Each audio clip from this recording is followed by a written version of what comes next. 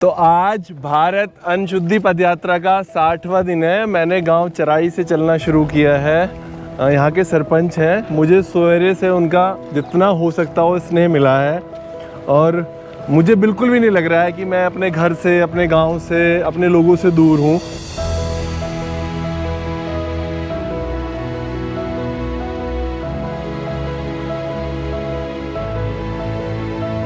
नमस्कार, ये भारत अन्न शुद्धि पदयात्रा का 60वां दिन है और मैं अभी तक लगभग 1350 किलोमीटर की दूरी कल रात तक तय कर चुका हूँ। मैं हूँ गांव रेहट में और ये तहसील है घाटी गांव, जिला है ग्वालियर। मैं जान के बहुत अचंभित हूँ, इस गांव में भी ऑटोइम्यून डिसीज़ के केस हैं। खुद खेती करें अपनी, हम सोचे हमारे घर का अनाज है, लेकिन घर में भी तो हम रासायनिक खाद तो सब डाल रहे हैं, वो हम डाल रहे हैं, वो दवाइयाँ डाल रहे हैं, उपज बढ़े उसके लिए। बीमारियों की खेती में जो बीमारी आ रही है उसके लिए दवाइयाँ डाल रहे हैं। तो हमारी खेती या बाजार से ले आओ, बात तो एक ही है, किसान भी वही उपज तो एक ही है। धान 2 बार डोज लग गया है उसका, दवाई का, कीटाणु। धान की खेती हो रही है, अब धान की खेती में ऐसी ऐसी दवाइयाँ डाली जा रही हैं कि सांप भी मर जाता है उन दवाइयों से, कीड़े। आप समझ रहे हैं, मतलब धान की खेती में जिस चावल को बहुत खा रहे लोग, अच्छे से खाते हैं ना, कि इस ब्रांड का या उसका या किसी का भी हो, उस धान की खेती में ऐसी दवाइयां डलती है कि सांप भी मर जाता है, मर रही हैं। इनको पेट की ऐसी बीमारी बनी थी कि यहाँ के ग्वालियर के डॉक्टरों ने तो बोल दिया था अब ये बचेंगे ही नहीं। इसके बाद हम दिल्ली ले गए, वहाँ पे डॉक्टरों ने बताया कि इनको बीमारी है गेहूँ, यदि ये गेहूँ खाएंगे तो उस दिन मतलब 17 से आज तक इनने एक गेहूँ का दाना नहीं खाया जब से ये स्वस्थ है। मोटा अनाज गेहूँ का वो बताया कि गेहूँ नहीं खाना है, मोटा अनाज खिलाओ। अब हम इनको ज्वार, देसी ज्वार मिल रही है, वो खिला रहे हैं यहाँ। सोचिए कितनी ताज्जुब वाली बात है, जिस किसान ने जीवन भर गेहूं उगाया, आज वो किसान मजबूर है कि पिछले 8 सालों से गेहूं नहीं खा पाए लोग। नहीं खा पा रहे ना, क्योंकि बीजों में भी बदलाव आया है, जीएमओ नए बीज आ गए हैं। और ख़ास तौर से गांव में, मैं ऐसे पहले गांव में हूँ कि जहाँ जो सरपंच हैं उन्हीं के घर में ऑटोइम्यून डिसीज़ वाले लोग हैं। और ये सिर्फ एक घर नहीं है, अब ऑटोइम्यून बीमारियाँ बढ़ती जा रही हैं, उसके अलावा भी बहुत सारी बीमारियाँ बढ़ती जा रही हैं। उनका कोई इलाज, सबसे बड़ी जो गंभीरता है ना, इन बीमारियों का कोई इलाज नहीं है, सिर्फ और सिर्फ खान पीन को सुधारना है, अच्छा अन्न उपजाना है और अच्छे अन्न का इस्तेमाल करना है। अपने पशुओं को क्या खिला रहे हैं? वही चारा खिला रहे हैं।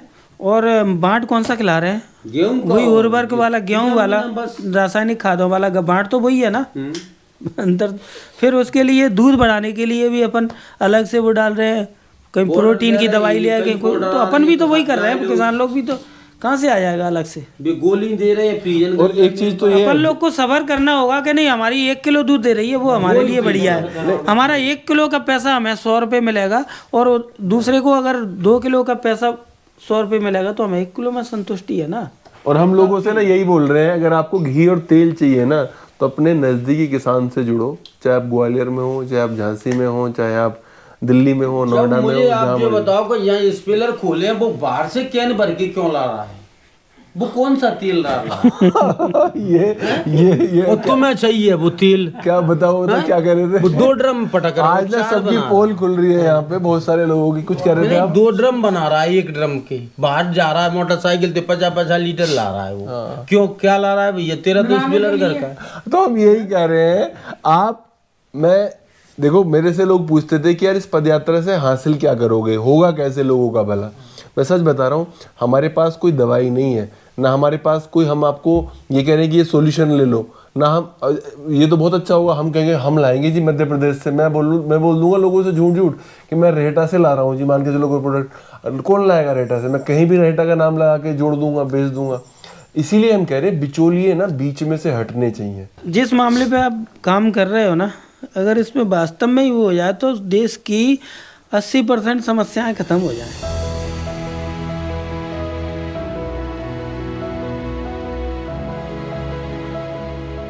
अच्छा है आपका उद्देश्य गांव के लोगों को इस विषय पर अवेयर करना कि ऑर्गेनिक खेती की ओर आप एक बार वापस मुड़ें और ये फर्टिलाइजर्स रूपी जो जहर जो हमारे देश में घुल गया है और हमारी ज़मीनों को बंजर कर रहा है, इसको रोका जाए।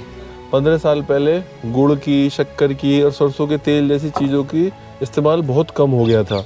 लोगों को लगता था रिफाइंड ही सब कुछ है, लेकिन अब वापस समय लौट के आया है जब लोग गुड़ की तरफ जा रहे हैं, शक्कर की तरफ जा रहे हैं, सरसों के तेल की तरफ जा रहे हैं, मतलब उन पदार्थों की तरफ जा रहे हैं जो पहले हमारे पूर्वज इस्तेमाल करते थे, है ना। और वो प्रोडक्ट जो है, सामान सब किसानों के पास ही है, लेकिन अगर हमने इन सामानों को अपने से बेचना नहीं शुरू किया तो हमारी ये गलती है, हमें मतलब फिर माफ़ी योग्य नहीं है हम। इसमें सबको जुड़ना पड़ेगा। अगर इस गांव में कोई भी फसल हो रही है तो हम उसके लिए रात दिन जाग रहे हैं, हम उसकी तपस्या कर रहे हैं, उसकी रखवाली कर रहे हैं, बंदरों से, दूसरे जानवरों से, आवारा पशुओं से रखवाली करते हैं, धूप में खड़े रहते हैं, पानी में खड़े रहते हैं, पानी चलाते हैं, सब काम करते हैं। एक गलती हम ये करते हैं कि हम अपनी फसल को खुद नहीं बेचते। बीमारी तो खान पीन से हर घर में फैली हुई है, दवाई पर बात समझ नहीं पा रहा आदमी।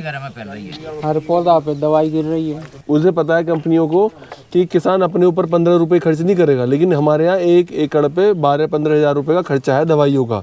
उन्हें पता है किसान उधार लेके करे, कर्ज लेके करे, इस खर्चे को जरूर करेगा, तो समझने लगे इस चीज़ को।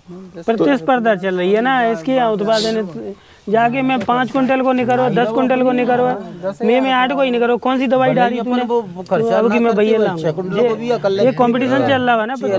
तो प्राकृतिक खेती का भी जैसे भी ना थोड़ा बहुत करके शुरू हो गांव में। अगर गांव का मतलब 5,000 बीघे जमीन है ना, तो 2 बीघे में भले शुरू हो।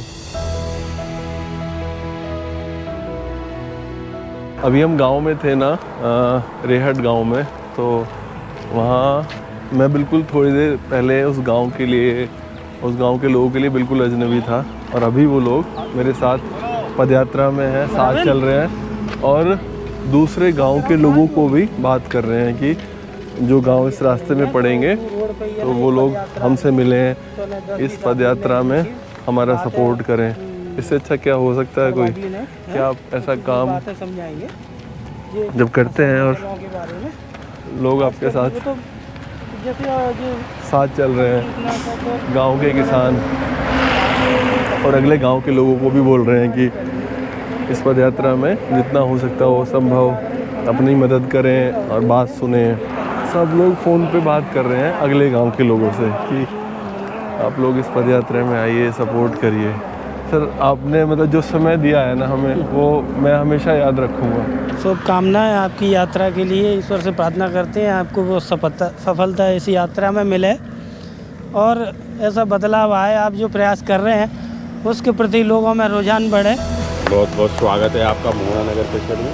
आप बहुत बढ़िया संदेश लेके लोगों के पास जा रहे हैं। आप अपना सामान खुद ग्राहक तक भेजना शुरू करिए, क्योंकि उसी से आपको पैसे मिल सकते हैं, है ना।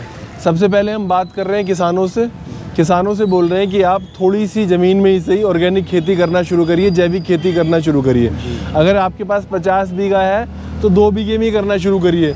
अपने लिए तो वो अन्न उगाना शुरू करिए जो आपको बीमारी ना दे। मैं कह रहा हूँ कि अगर 1000 किलो भी उपजा रहे हैं तो 5 किलो ही सही, लेकिन आप उसको सीधे ग्राहक तक भेजना शुरू करिए, आपको अच्छे पैसे मिलेंगे। और किसानों के बच्चों से बोल रहे हैं, जब तक आप पैंट शर्ट लगा के अपना माल खुद नहीं बेचेंगे, मेहनत हम कर रहे हैं, सब कुछ कम करें, तब तक कोई फ़ायदा नहीं होने वाला।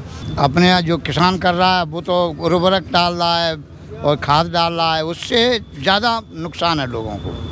इसलिए शुद्धता पे अगर किसान आ जाएगा तो जनता भी शुद्धता पे आ जाएगी, शुद्ध माल मिलेगा तो शुद्ध खाएंगे। अभी क्या मिल नहीं रहा है, लोग जैविक खेती की जानते नहीं, बारे में जानते नहीं है। हमारे यहाँ रानी घाटी है, यहाँ महाराज जी रहते हैं, तो वहाँ सब लोग जैविक खेती पर ध्यान दे रहे हैं। इसलिए लोगों को मेरा भी ये निवेदन है कि सभी लोग किसानों को जैविक खेती करना चाहिए और अपना जो पुराना रवैया उस पर आ जाना चाहिए।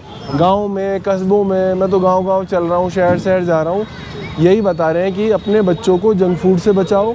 अगर किसान हो तो थोड़ी सही प्राकृतिक खेती करना शुरू करो, और अगर आप शहर में रह रहे हो तो किसी ब्रांड का, कंपनी का मोह छोड़ो, सीधे किसानों से लेना शुरू करो, ताकि उनकी आमदनी बढ़े और आपको सबसे बड़ी बात शुद्ध भोजन मिले। क्या करना है लाइफ में? हम IIT JEE। और आप?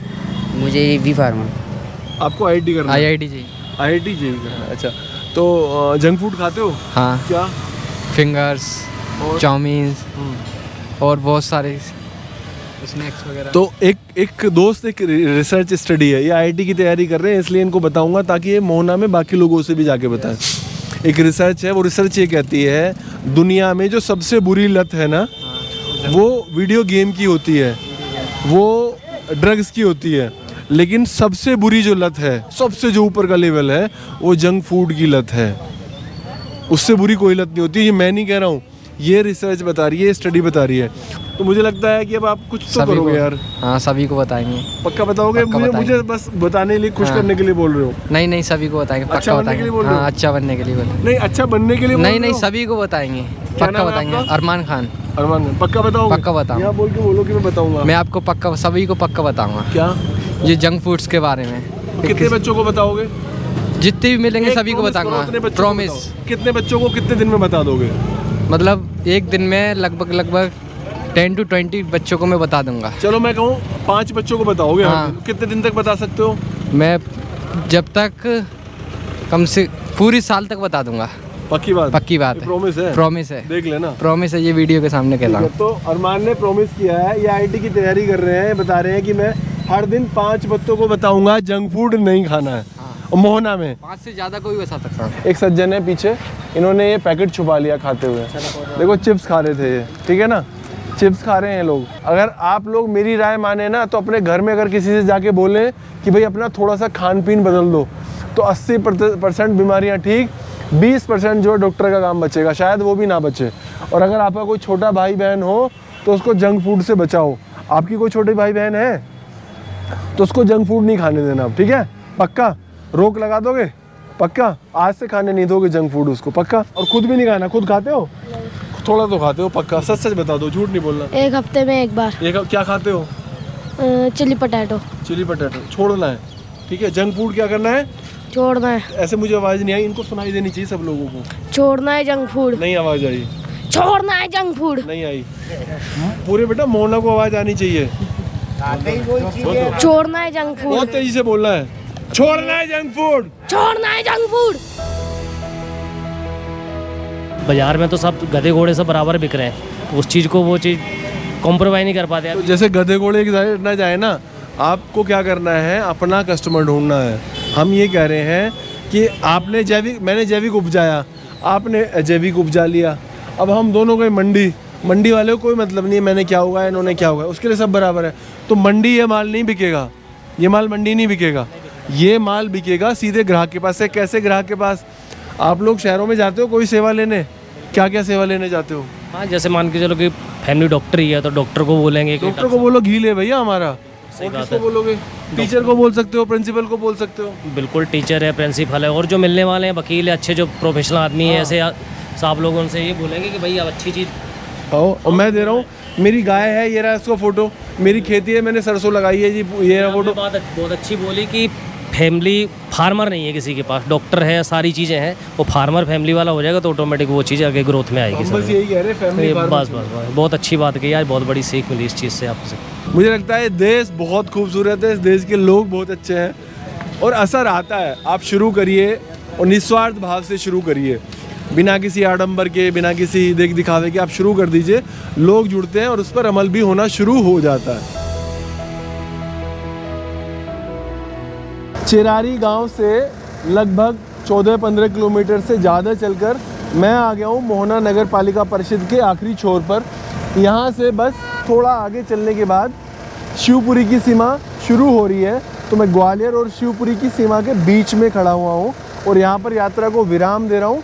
कल यहाँ से यात्रा को आगे शुरू किया जाएगा कन्याकुमारी की ओर। धन्यवाद, आप हमारे साथ बने रहिए, हमें प्यार भेजते रहिए। शुभ रात्रि, आप अपना ख्याल रखिए। गुड नाइट, नमस्कार, बाय बाय, टेक केयर।